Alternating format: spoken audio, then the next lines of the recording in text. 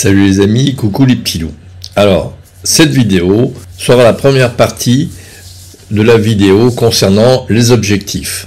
Alors, de quoi avons-nous besoin? La chronique sur les objectifs lumineux, est-ce utile? Mais cela fait passer le premier volet de quoi avons-nous besoin, les objectifs. Un objectif lumineux peut être parfois utile dans certains cas. J'en parlerai un tout petit peu plus loin vers la fin de la vidéo. Alors, avertissement. Je reprendrai une partie de cette vidéo dans la prochaine vidéo sur les objectifs, car je donne quelques tuyaux, tout simplement parce que je ne tiens pas à surseoir la vidéo concernant les objectifs, et cela pour vous permettre de ne pas faire d'achat inconsidéré là, à partir de maintenant. Ceci dit, ce que je vais dire dans cette vidéo n'engage que moi, bien sûr, mais après une cinquantaine d'années de pratique, j'ai acquis un certain savoir pratique. Je suis pragmatique. Ce qui est bien, je le garde. Ce qui n'est pas terrible, je le mets de côté. Quiz.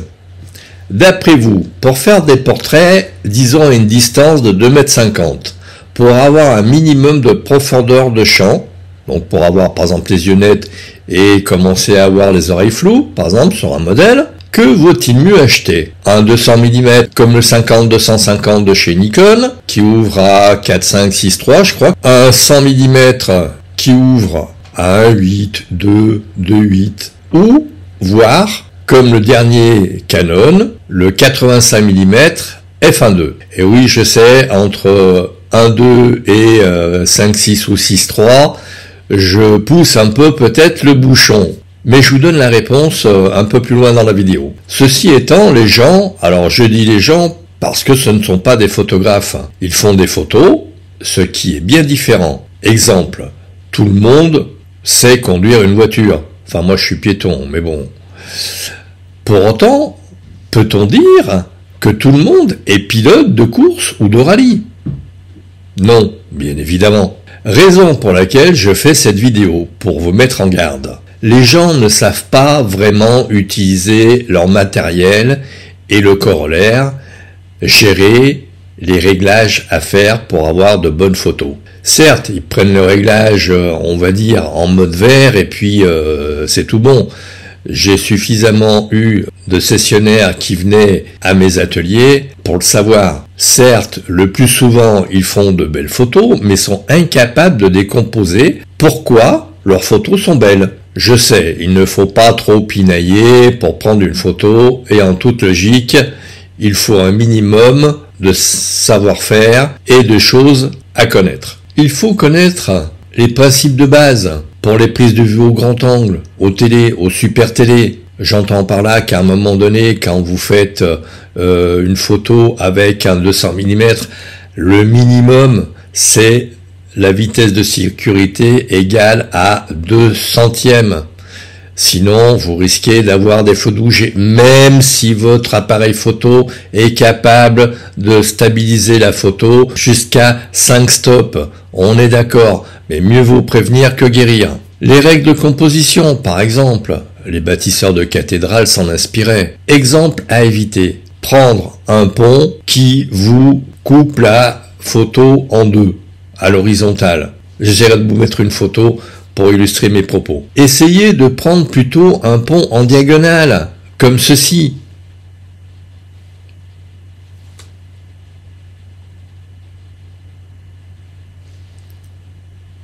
Cela vous donnera plus de perspective dans la photo. Alors, réponse au quiz. J'ai pris 2 simulateurs de profondeur de champ, pour le cas où il y aurait eu une grosse différence entre les deux calculateurs. Quant au résultat, mais non, ce fut sensiblement identique. Donc je vous prends un des calculateurs qui est relativement simple à mettre en œuvre et à montrer.